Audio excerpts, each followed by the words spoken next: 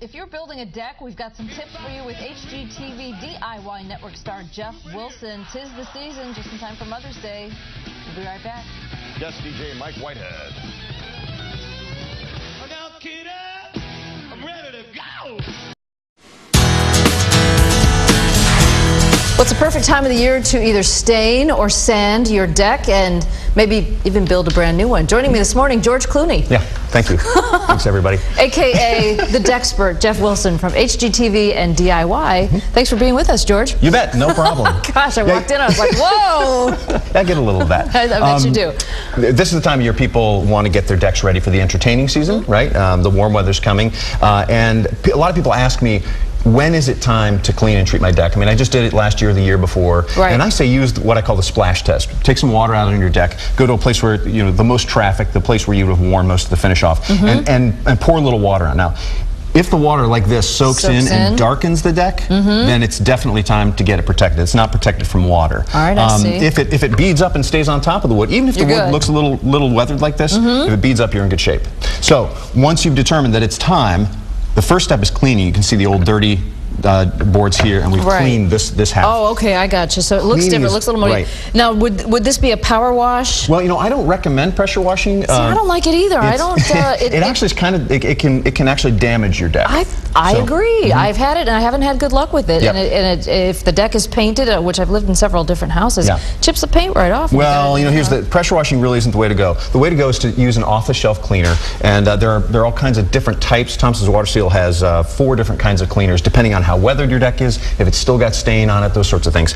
You put the cleaner in the pump-up sprayer. You spray it on maybe a 10 by 10 area that you can work in a 10 to 15 minute period. You let it sit for 5-10 minutes, and then you brush it with this. I put the plastic brush on the pole to save my back. Then you just rinse it off with a garden hose. You don't have to get down on your hands and use like hazel. And then you let it dry. Usually you let it dry a couple of days, so that the new stain will take. And then you have a choice of clear water sealer, tinted water sealer. You can do semi-transparent deck and house stain, or solid.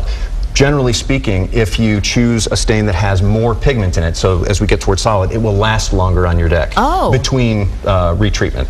So in this case, we've got, I like to use a paint pad when I'm doing a deck, and I just take this pole, put the paint pad on it, and apply the stain with the paint pad. We've got this is a semi-transparent stain that will leave a little bit of wood showing. A little bit of the wood grain showing.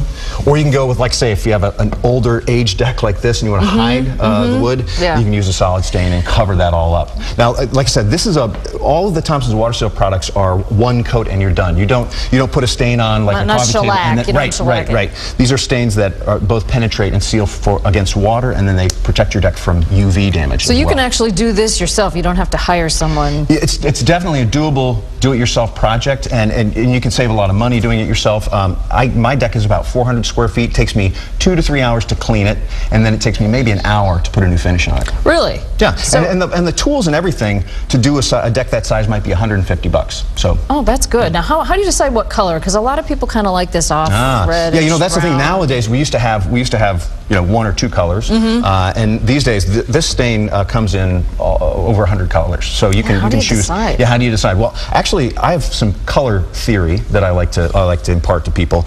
If you're familiar with the color wheel and complementary colors, if your house is blue, you might pick a color that is closer to a yellow or a red. Really? To complement it. Yeah, something on the opposite side of the spectrum. And you'd be amazed. You know, I have a blue house, and I've picked sort of a peachy cedar color, and it works really nicely. Oh, really? Now, then I was going to ask you, what's the difference between like a cedar deck and a regular, some other regular wood? I mean, you have to treat those differently? Well, actually, you know, that's an interesting question, because most decks are made from treated pine, right? And treated pine can take any of the stains. Use a regular deck cleaner on it.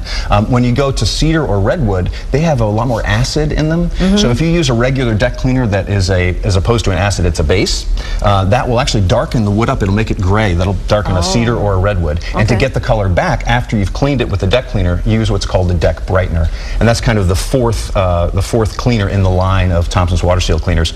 You put the brightener on after you do the cleaning, and that brings back the color of the cedar or the redwood. So wonderful. Well, thank you. Very, very good advice for doing it yourself and not having to shell out big bucks for someone else to come to do it. Yeah, it's a good way to save some money and protect your investment of your deck. Exactly.